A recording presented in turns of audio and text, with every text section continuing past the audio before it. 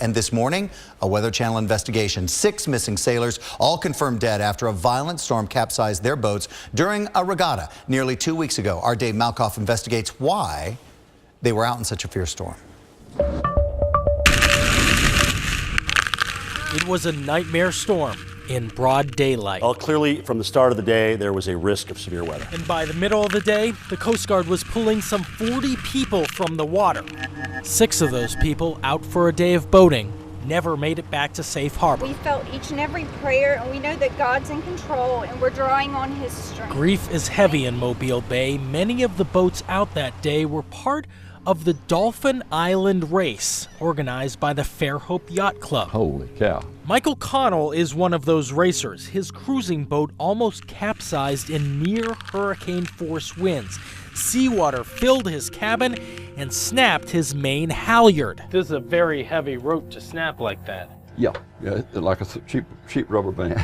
I did talk to the Commodore, kind of like the general manager of the yacht club. He didn't want to go on camera, but he did lay out this timeline for me, saying the night before they did have a discussion about weather, but no discussion about canceling the race. Although in the morning, an erroneous report went out on the website saying the race was canceled.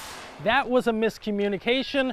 They delayed the race for about an hour. So because of that delay, they actually had some of the racers jump the gun and they had to pull them back to the starting line. Now, once everything was said and done, it was about 11 o'clock in the morning before anyone started the race. In fact, we can time out these storms. It looks Just like 1 hour later, Weather Channel meteorologist Mark Elliott was on the air forecasting the storm as it pushed towards the boaters in Mobile, Alabama. getting towards Mobile by 3 or 3:30. By the time Mike's weather radio was blaring its third warning of the day, it was already too late. The boat was over, like if this is level, it was over like that. You know, it was clear as day that was coming. This wasn't just a thunderstorm. It was something more intense called a derecho. You cannot sail in a derecho. You cannot sail in a severe thunderstorm. Now, the U.S. Coast Guard is asking questions. We've obtained an official questionnaire for boaters. Did you or anyone in your vessel hear weather alerts? By the time that regatta started, they were already in a severe thunderstorm watch. Was there any discussion to call off the race at the beginning of the day? No. Not to my knowledge.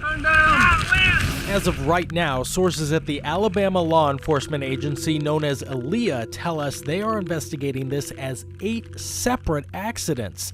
Under state law, each skipper is responsible for his own crew's safety. Now, clearly, not all the boats out there in the storm were racing, but 119 signed up, and ALEA sources confirm all 6 souls lost that day were part of that Dolphin Island race. It's horrible now.